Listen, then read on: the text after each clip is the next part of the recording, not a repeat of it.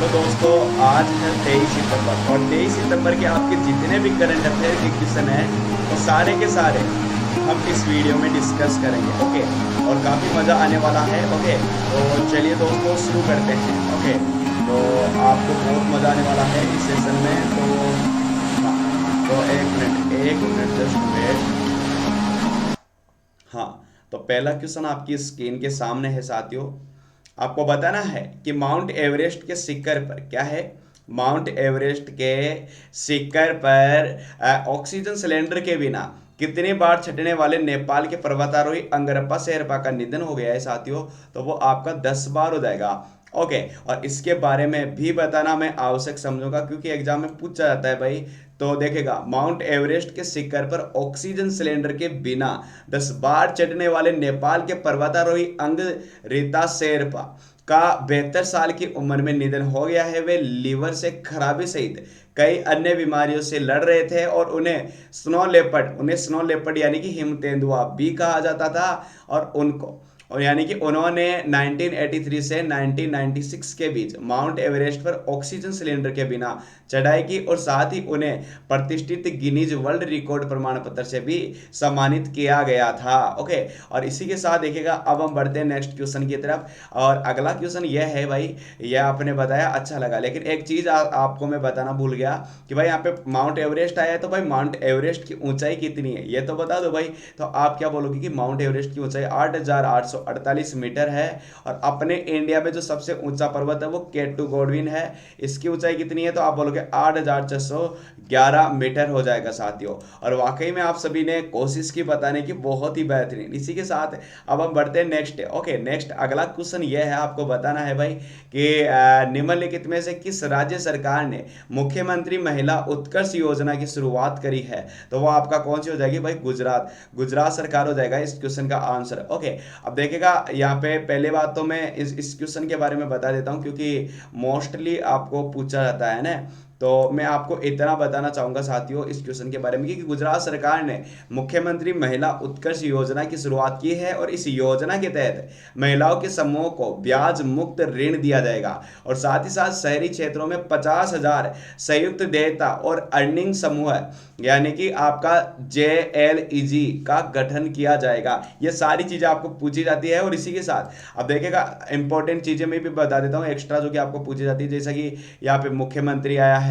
तो भाई मैं आपको बताना चाहूंगा कि जो सॉरी, पहली बात तो यहाँ पे महिला की बात करी गई। तो पहली जो महिला दिवस है वो कब मनाया जाता है तो 8 मार्च को मनाया जाता है, ये आपको याद रखना है। और इसी के साथ यहाँ पे किसकी बात करी गई है, केरल की। तो मुख्यमंत्री की बात करी गई तो केरल के मुख्यमंत्री कौन है भाई, आप सभी बताएंगे, नहीं तो मैं आपको बताऊंगा कि पिनरई विजयन है, आरिफ मोहम्मद खान गवर्नर है, ठीक है। और इसी के साथ अगला क्या है आपका, तो आप बोलोगे भाई, एक मिनट में पेन का कलर लगा लेता हूँ ना।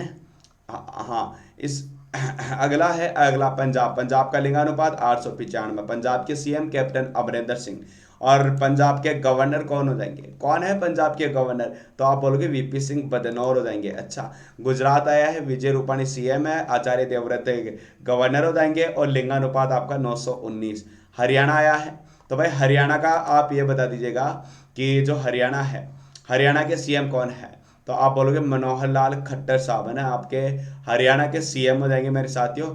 लेकिन मैं पूछूं हरियाणा का लिंगानुपात कितना है तो आप कितना बताओगे भाई, 879। कौन कौन से नेशनल पार्क है, सुल्तानपुर और आपका कलेश्वर नेशनल पार्क आपके हरियाणा में है मेरे साथियों, याद रखना है, पूछा जाता है। और इसी के साथ अब हम बढ़ते हैं नेक्स्ट क्वेश्चन की तरफ। इस क्वेश्चन का सभी प्यारे साथियों ने बेहतरीन तरीके से आंसर किया है, ठीक है। अब हम बढ़ते हैं नेक्स्ट क्वेश्चन की तरफ। इस क्वेश्चन का सभी ने आंसर किया है, बहुत ही सुपर।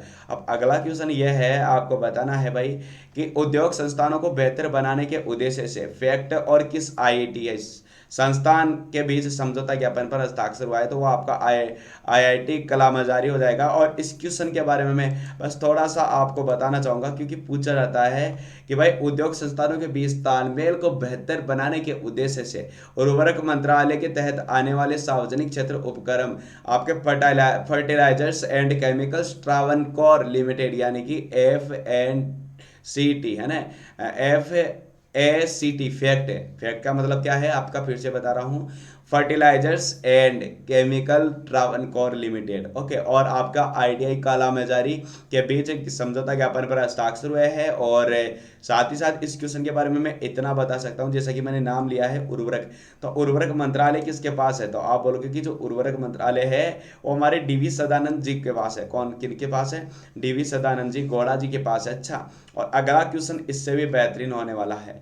आपको बताना है मेरे प्यारे साथियों कि भारत सरकार किस योजना के तहत छत्तीसगढ़ के 3 हवाई अड्डों को उन्नयन के लिए 108 करोड़ रुपए आवंटित करे हैं? बहुत ही अच्छा क्वेश्चन है, और इस क्वेश्चन का आंसर हो जाएगा भाई आपका उड़ान योजना। उड़ान योजना इस क्वेश्चन का करेक्ट आंसर हो जाएगा। लेकिन दूसरी बात, यहाँ पे छत्तीसगढ़ पूछा है, तो छत्तीसगढ़ का लिंगानुपात 991 हो जाएगा।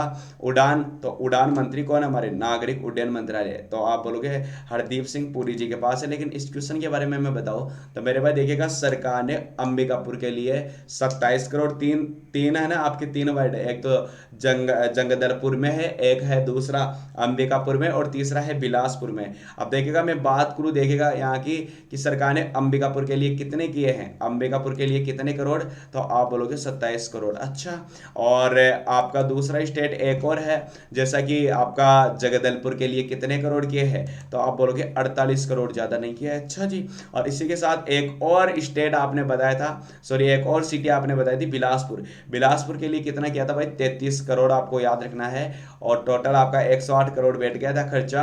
और इस क्वेश्चन का आंसर भी आपने बताया आपका उड़ान योजना। अगला क्वेश्चन यह है, आपको बताना है भाई कि विपक्ष के बहिष्कार के बीच किस क्षेत्र से जुड़ा तीसरा बिल भी मोदी सरकार ने राज्यसभा में पेश कर दिया है, पास करा लिया है, तो वो आपका कृषि हो जाएगा साथियों। और कृषि मंत्रालय को किसके पास है? हमारे नरेंद्र सिंह तोमर के पास है। और साथ ही साथ कृषि का जो जिक्र है वो आपके ऋग्वेद में किस मंडल में किया गया है? तो आपके 4थे मंडल में कृषि का जिक्र किया गया है। ये आपको अवश्य याद रखना है, मोस्टली पूछा जाता है। और इसी के साथ अब हम बढ़ते हैं नेक्स्ट क्वेश्चन की तरफ। इस क्वेश्चन का सभी ने आंसर किया है। अगला क्वेश्चन यह है कि वॉइस वोट के माध्यम से हाल ही में इसमें बैंकिंग विनियमन विधेयक 2020 पारित कर लिया है, तो वो आपका राज्यसभा हो जाएगा। और लोकसभा का जिक्र किया गया है 81 में, राज्यसभा का 80 में। नीति आयोग की स्थापना हुई थी 1 जनवरी 2015 में। ये सारी चीजें आपको मोस्टली पूछी जाती है, और आपने बताया भी। अब आप पूछोगे सर हमें तो इस क्वेश्चन के बारे में डिटेल से बताओ, तो भाई मैं इतना बताना चाहूंगा कि वॉइस वोट के माध्यम से राज्यसभा में बैंकिंग विनियमन संशोधन विधेयक 2020 पारित कर दिया है, जिसे हाल ही में लोकसभा में पारित कर दिया गया था। और यह बैंकिंग विनियमन विधेयक 2020 सेठ जमाकर्ताओं के हित की पूरी रक्षा करने के लिए लाया गया है। और इस विधेयक में सरकारी बैंकों में कामकाज की मुश्किलों को दूर करते हुए जमाकर्ताओं के हितों की पूरी रक्षा पर फोकस किया गया है। यह सारी चीजें पूछी जाती है। और इसी के साथ अगला क्वेश्चन आपके सामने है, आपको बताना है कि भाई उड़ीसा के जगन्नाथ मंदिर जैसा हूबहू मंदिर किस शहर में ओडिया सोसाइटी ऑफ यूके बना रही है, तो वो आपका लंदन हो जाएगा, क्योंकि लंदन यूके की राजधानी है। इसी के साथ यूके के साथ कौन कौन सा संयुक्त सेना अभ्यास हुआ था? अजय वारियर हुआ था। अजय वारियर के अलावा आपका कोंकण हुआ था। ये भी आपको याद रखना है, पूछा जाता है। लेकिन उड़ीसा की बात करी गई है भाई, तो उड़ीसा का लिंगानुपात 979 है। सीएम नवीन पटनायक है, गणेशी लाल माथुर यहाँ के गवर्नर है। और सिमलीपाल यहाँ का नेशनल पार्क है। सिमलीपाल के अलावा और कौन सा नेशनल पार्क है आपके यहाँ पे? तो आप क्या बताओगे भाई? आप आसानी से बता दोगे कि आपका भितरकनिका है, नंदन कानन है, और आपका चिल्का झील सेंचुरी है ना, वो यहीं पे स्थित है। ये सारी चीजें आपको मोस्टली पूछी जाती है, जो कि आप बता पा रहे हो। और इसी के साथ अगला क्वेश्चन आपके सामने यह है, इसका आपने आंसर किया, बहुत ही अच्छा लगा। लेकिन क्वेश्चन यह है कि भाई सीमांचल दास को हाल ही में किस अंतर्राष्ट्रीय संस्था का कार्यकारी निदेशक नियुक्त किया है? तो वो आपका आईएमएफ हो जाएगा। इंटरनेशनल मुद्रा कोष की स्थापना 1945 में करी गई थी। और भाई आपके आईएमएफ के हेड कौन है? कौन है? इंटरनेशनल मॉनेटरी फंड के जो हेड है वो। ओके, तो आप क्या बोलोगे भाई? आपके क्रिस्टिलिना जॉर्जियावा हो जाएगा। और वाशिंगटन डीसी में मुख्यालय है। और कितने सदस्य देश है आपके आईएमएफ में? तो आप बोलोगे 189 है। अच्छा, यूनेस्को की स्थापना कब करी गई थी? तो आप बोलोगे आपका 1946 में। ओके, कहाँ पे है मुख्यालय यूनेस्को का मेरे साथियों? तो आप क्या बताओगे? पेरिस में है, फ्रांस में है। आंद्रे जोले आपके हेड हो जाएंगे। 193 सदस्य देश हो जाएंगे।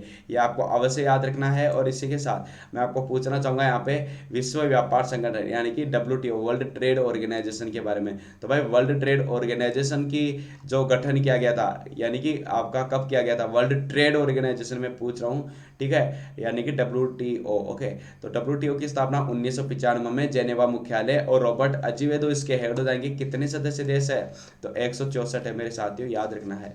और WHO के बारे में तो आपको पता ही है कि WHO की जो स्थापना हुई थी वो कब करी गई थी, कब करी गई थी भाई, बता दो।